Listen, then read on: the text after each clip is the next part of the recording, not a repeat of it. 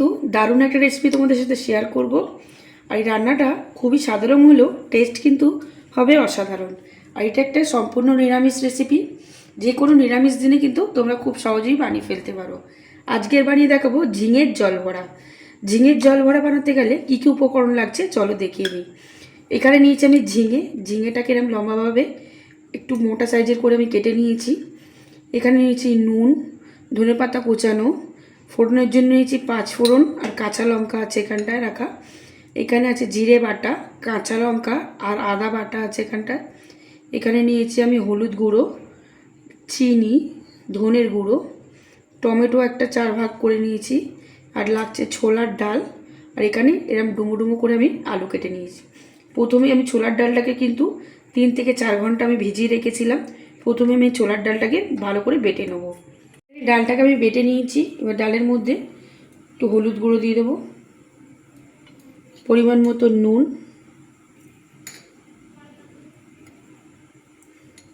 আর দেবো একটু কাঁচা লঙ্কা বাটা আর আদা বাটা দিয়ে ডালটাকে একটু ভালো করে আমি মেখে নেব।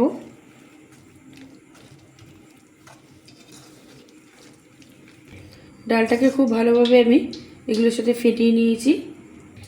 কড়াই সাদা তেল দিয়ে দিয়েছি বড়াগুলোকে ভাজার জন্য। এবার বড়াগুলো আমি ছোটো ছোটো করে বড়া ভেজে নেব।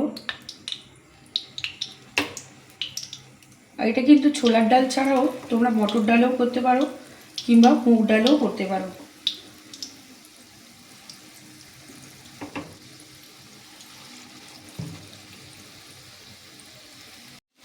বড়াগুলো এরকম উল্টে পাল্টে কিন্তু খুব লাল করে ভেজে নেবো আমি একটু। এরকমভাবেই সবগুলো বড়া আমি ভেজে নেব। সবগুলো বড়া আমার ভাজা হয়ে গেছে। এবার কড়াই আমি সর্ষের তেল দিয়ে দিয়েছি। এবার এখানে 5 ফোড়ন দিয়ে দেবো ফোড়নের জন্য। ফোড়নটা লাল হয়ে গেছে, আমি ওই তেলের মধ্যে আলুগুলো একটু লাল করে ভেজে নেব। আলুগুলো কিন্তু খুব লাল করে আমি ভেজে নিয়েছি। এবার আলুগুলোকে আমি তুলে নেব। টমেটো, এবার আদা কাঁচা লঙ্কা বাটা দিয়ে দেবো, পরিমাণ মতো নুন,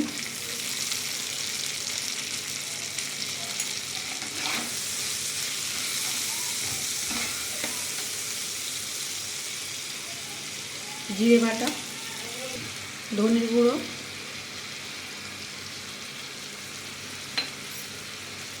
চিনি,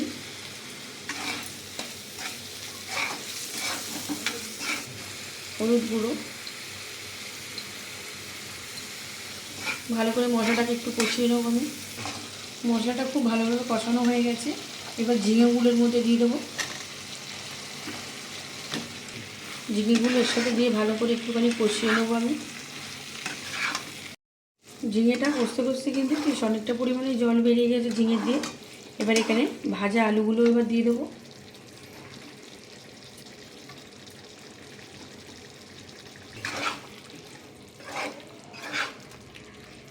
ঝিঙে আর আলু একসাথে ভালো করে একটুখানি কষিয়ে নেব। খুব ভালোভাবে ঝিঙে আর আলুটা আমি কষিয়ে নিয়েছি। এবার এখানে জল দিয়ে দেবো আমি। এর মধ্যে আমি জল দিয়ে দিয়েছি পরিমাণ মতন। এইটা একটু ঝোলঝোলই হয় যেহেতু ঝিঙের জল ভরা। এবার এখানে ফোটার জন্য আমি ঢাকা দিয়ে দিচ্ছি তরকারিটা সিদ্ধ হওয়ার জন্য। ঢাকাটাকে খুলে আমি দেখবো আলুগুলো সিদ্ধ হয়েছে কিনা।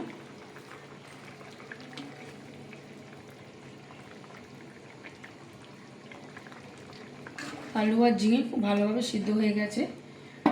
আমি এখানে ভাজা বড়াগুলো দিয়ে দেবো। বড়াগুলো দিয়ে একটু ফুটিয়ে নেবো ভালো করে। উপর থেকে কয়েকটা কাঁচা লঙ্কা দিয়ে দিচ্ছি, ধনেপাতা কুচনো। এটা কিন্তু গরম গরম ভাতের সাথে অসাধারণ লাগে খেতে।